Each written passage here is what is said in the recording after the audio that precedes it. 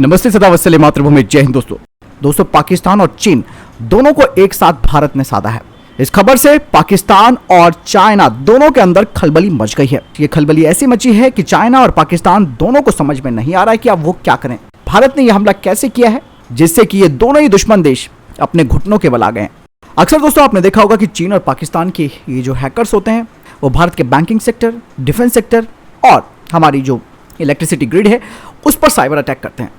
लेकिन अब भारत ने ऐसा ही जवाब इन्हीं को दे दिया है और इस बार जो अटैक भारत ने किया है वो अटैक सीधा इन दोनों ही देशों के डिफेंस सेक्टर में किया है।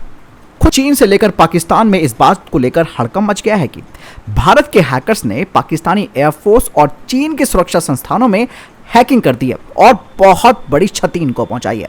ये कहा जा रहा है ये घटना इस साल मई में हुई। पाकिस्तान और चीन दोनों इस समय साथ में मिलकर साइबर सिक्योरिटी की दिशा में काम कर रहे हैं। अब दोनों ही देश ये दावा कर रहे हैं कि भारत और भारत के जो हैकर्स दोस्त हैं उन्होंने उनके साइबर स्पेस की जासूसी की है।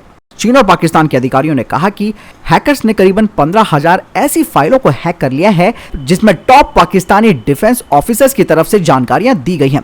वहीं पाकिस्तान की तरफ से यह भी कहा जा रहा है कि हैकर्स ने कुछ ऐसे संकेत छोड़े थे जिनसे ये पता लग रहा है कि उनके सिस्टम में सेंधमारी हो गई है।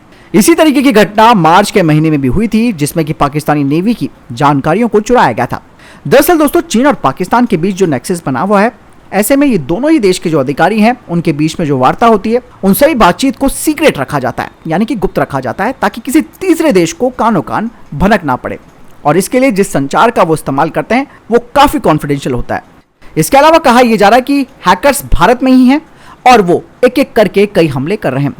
इसके अलावा पिछले साल चीन के मिलिट्री संस्थानों को भी निशाना बनाया गया था भारत की तरफ से। एक रिपोर्ट में यह भी दावा किया गया था कि हैकर्स न सिर्फ डेटा चोरी कर रहे हैं बल्कि वो एनर्जी से जुड़ा पूरा इंफ्रास्ट्रक्चर ही डैमेज कर रहे हैं। सोचिए दोस्तों, चाइना की चाल का जवाब उसी की भाषा में हम दे रहे हैं जिस तरीके से वो आए दिन हमारे यहाँ इस तरीके की सेंधमारी करने की कोशिश करता है। पाकिस्तान की हम बात इसलिए नहीं करेंगे कि वो कभी इस तरीके के हमले अकेले नहीं कर सकता, उसको चाइना का ही साथ चाहिए होता है। तो सब ये कहा जा रहा है कि अगर चीन और पाकिस्तान के अधिकारियों का ये दावा सही साबित हो जाता है कि भारत के हैकर्स ने उनकी सुरक्षा में सेंध लगाई है या उनकी जानकारी चोरी की है, ये वाकई में दोनों देशों के लिए गंभीर चुनौती बनकर उभर सकती है। दरअसल इस तरीके का जो प्लान चीन और पाकिस्तान करते थे भारत के लिए, उन्हीं का प्लान उन्हीं के खिलाफ इस्तेमाल हो गया है।